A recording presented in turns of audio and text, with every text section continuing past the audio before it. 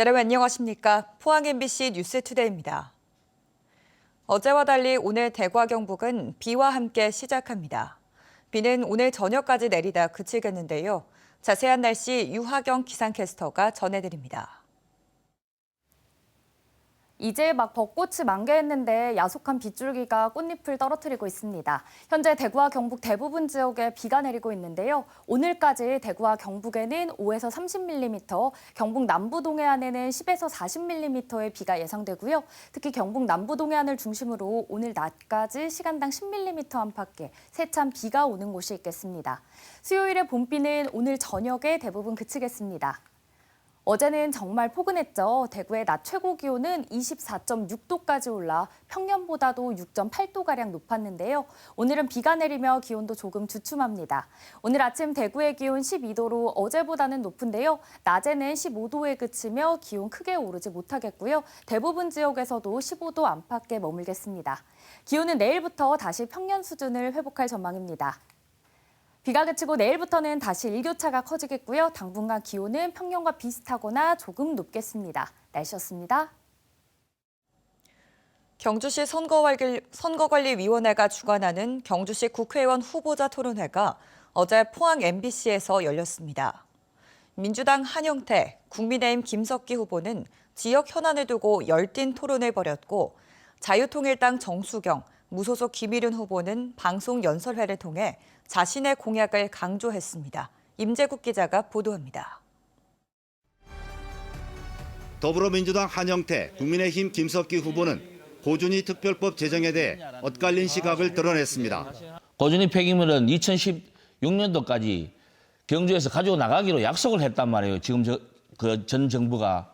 그러면 그 약속을 지켜야죠. 그런데 부진의 저장시설을 두고 계속 경주에 둔다는 것은 말도 안 되는 겁니다. 탈원전 이념에 사로잡힌 민주당은 대한민국의 국익과 국민의 안전을 생각하지 않는 정당이라는 확신을 다시 갖게 됐습니다. 제가 만약 22대 국회에 들어가면 우선적으로 고준위 특별법을 발의하고 반드시 통과시키겠습니다. 한수원 도심 이전에 대해서도 후보 간 공방이 이어졌습니다. 저도 한수원 본사 도심 이전을 반대한 적은 없습니다. 다만 도심 이전을 위해서는 법적인 행정적인 절차가 있습니다. 그리고 동경주 주민들이 반대하는 이 문제도 합리적인 대안을 제시해서 그분들의 수용을 얻어야 됩니다. 한수원 도심 이전을 어떤 특정한 장소에 어떻게 이전을 하자라는 이야기가 아니고요.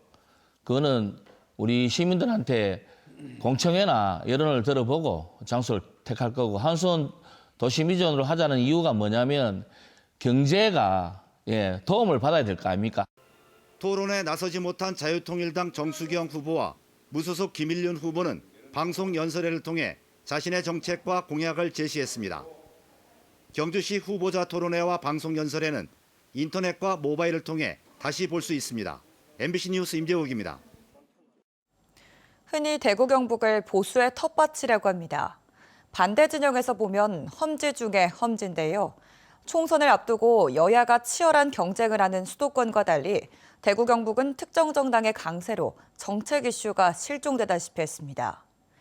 험지에서 뛰는 후보들에게 힘을 보태기 위해 더불어민주당에서는 김부겸 공동선대위원장의 대구를 찾았고, 녹색정의당 김찬희 공동대표도 대구의 지원 사격에 나섰습니다. 권윤수 기자가 취재했습니다.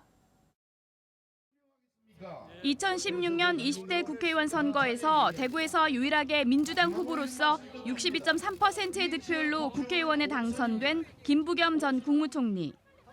어제는 더불어민주당 공동선대위원장 자격으로 자신의 지역구였던 수성 갑 지역을 찾았습니다. 험지 중 험지인 대구에서 민주당 후보 지원 유세에 나선 겁니다. 김 위원장은 대구에는 변화가 필요하고 정치적으로도 경쟁이 절실하다며 이번에는 제대로 일할 사람을 뽑아달라고 호소했습니다. 방안은 괜찮은데 공장이 마음에 안 든다고 떨구타 보이 왜 되십니까 대구가 지금.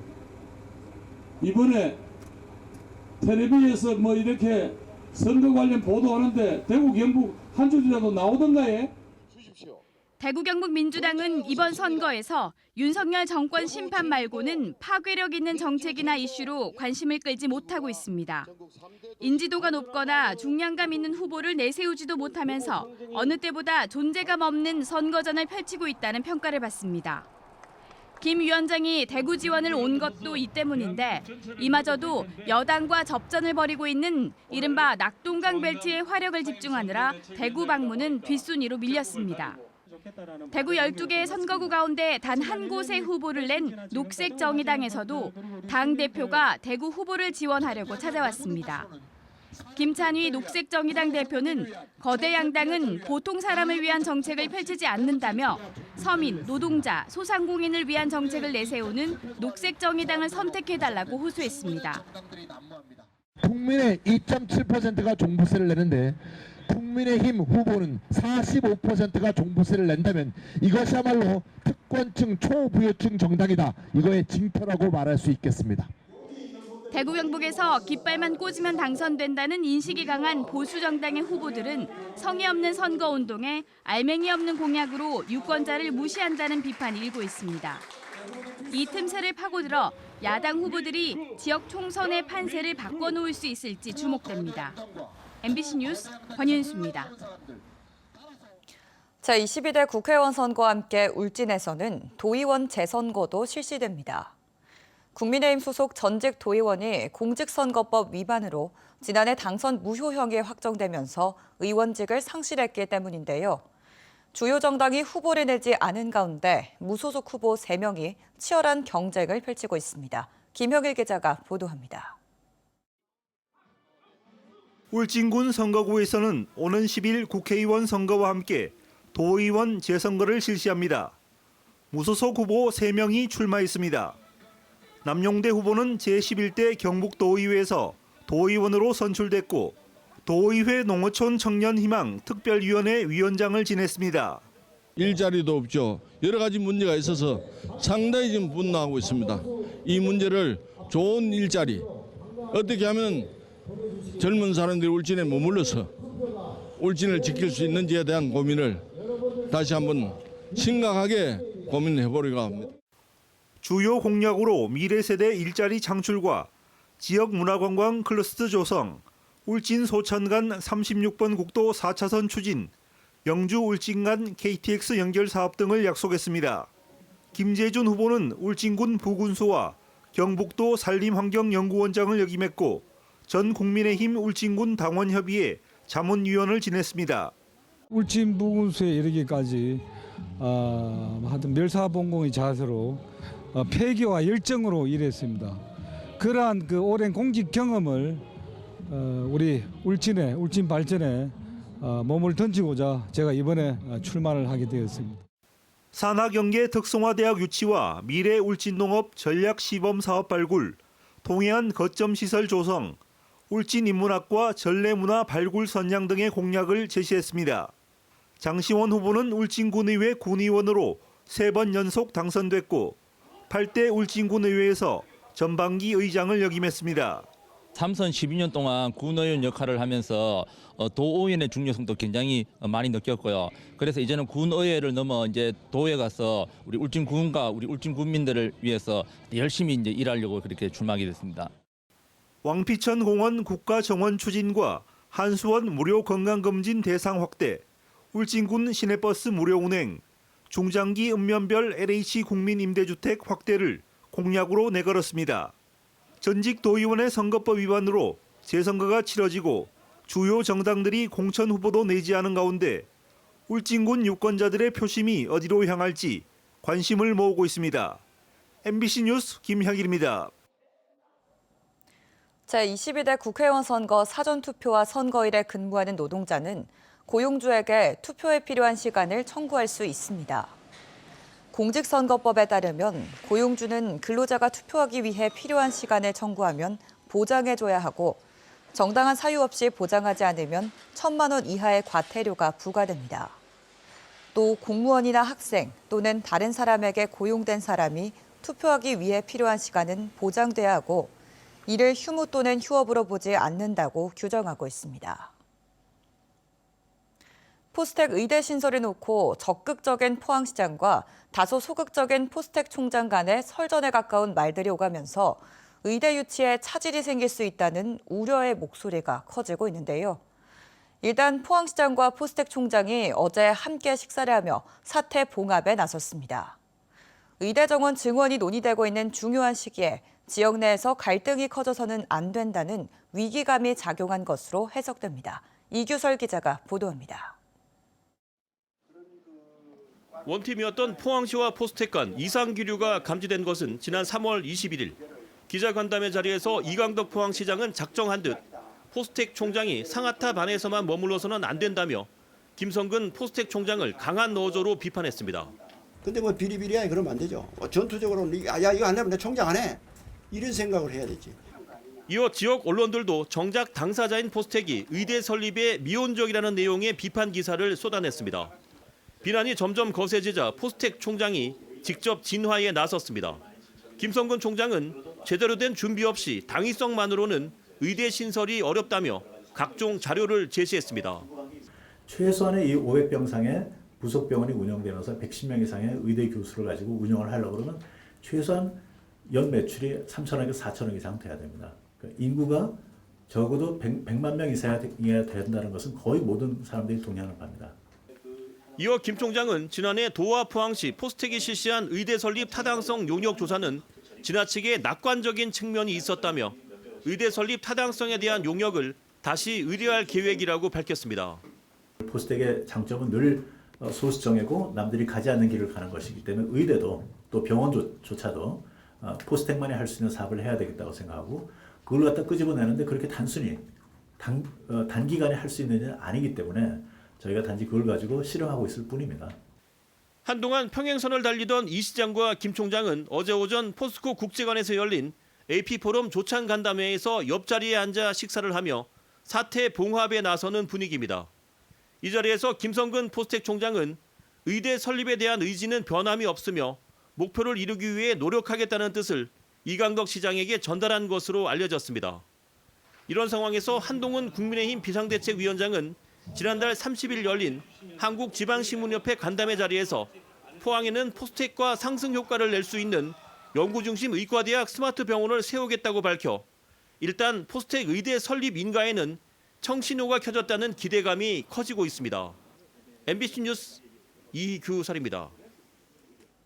사과 수급난에 따른 가격 상승을 막기 위해 정부가 전국 사과 주산지 12곳에 재해 예방시설 설치 사업을 확대합니다. 경북에서는 청송과 안동, 영주, 의성, 문경, 봉화, 예천, 포항 등 8곳이 포함됐습니다. 정부는 이들 지역의 저온 피해와 태풍, 폭염 등 3대 재해 예방시설 보급률을 2030년까지 30%로 높일 계획입니다. 또 사과 계약 재배 물량도 지난해 5만 톤에서 2030년에는 생산량의 30% 수준인 15만 톤으로 늘리고 최대 5만 톤은 정부가 직접 관리하는 지정 출하 방식으로 운영하기로 했습니다. 사망자 수가 출생아 수보다 많은 걸 인구 자연 감소라고 하는데요. 지난해 경북의 자연 감소 인구가 전국 지자체 가운데 가장 많은 걸로 나타났습니다. 소멸위험이 가장 큰 경상북도가 저출생 극복을 위해 인구정책연구원과 이민청 등 유관 국가기관을 경북에 가져오는 방안을 추진합니다. 김경철 기자가 전해드립니다. 경북의 출생아 수는 2016년 이후 줄곧 감소하고 있습니다. 8년 전 2만 명이 넘던 한 해 출생아 수가 지난해엔 1,190명으로 반토막이 됐습니다. 반면 사망자 수는 2만 5천 명까지 치솟으며 경북은 전국 17개 시도 가운데 자연 감소 인구가 가장 많은 지자체로 나타났습니다. 소멸 위기에 처한 경상북도는 급기야 저출생과의 전쟁을 선포하고 최근 이를 위한 4가지 연구 용역에 착수했습니다. 우선 국가 차원의 인구정책 전담 연구기관인 가칭 인구정책연구원을 경북에 설립하는 연구를 진행합니다. 이와 함께 부총리급 인구가족부 신설과 이민청 유치도 추진해 인구 관련 기관을 경북에 집적화하겠다는 구상입니다. 인구 문제가 이렇게 심각한데도 불구하고 인구 정책에 대해서 전문 연구기관이 없었다는 거죠. 국립 연구기관이 생겨야 되고 가장 문제가 되고 있는 경상북도에 올 수 있도록 경상북도는 부처별로 분산된 돌봄 서비스를 하나로 묶는 완전 돌봄 특구 조성과 저출생 극복을 가로막는 규제를 발굴해 해소하는 연구도 진행합니다. 또 이민 활성화와 국가 균형 발전, 고령화 대응 등 중장기적인 과제도 발굴해 지자체 차원을 넘어 국가 수준의 대책을 마련하기로 했습니다. 경상북도는 오는 6월까지 연구를 진행한 뒤 결과를 경북주도 저출생 완화 반등 기본 계획에 반영하고 국비 유치와 규제 개선을 정부에 건의할 계획입니다. MBC 뉴스 김경철입니다. 올해 대구 경북 지역 중대재해 사고의 절반이 경북 동해안에서 발생했습니다. 올해 3월 말까지 대구 경북의 중대재해는 경북 동부 지역이 6건, 경북 북부 3건, 대구 2건 발생했으며 업종별로는 건설업 6건, 제조업 2건, 벌목 현장과 골프장, 호텔 등 기타 업종도 3건으로 집계됐습니다. 이에 따라 노동지청은 기타 업종에 대해 관리감독자 중심 안전보건관리체계 구축 보급을 확대하는 등 긴급 대책을 수립하고 특별관리에 돌입한다고 밝혔습니다. 울릉도의 학생과 주민이 함께 이용할 수 있는 학교 복합시설이 또 들어섭니다. 울릉구는 교육부의 2024년 학교 복합시설 사업에 울릉고등학교 다행복터가 선정돼 오는 2028년까지 울릉고 부지를 활용해 지상 1층의 어린이집과 학생 학습 공간, 지상 2, 3층의 복합 체육시설, 지하 1층의 주차시설을 만들 예정입니다. 지난해에는 울릉 학생체육관 부지를 활용한 다이음터 건립안이 선정돼 2027년까지 358억 원을 들여 주차장과 대피 공간, 도서관, 관광객 쉼터 등을 만들 예정입니다.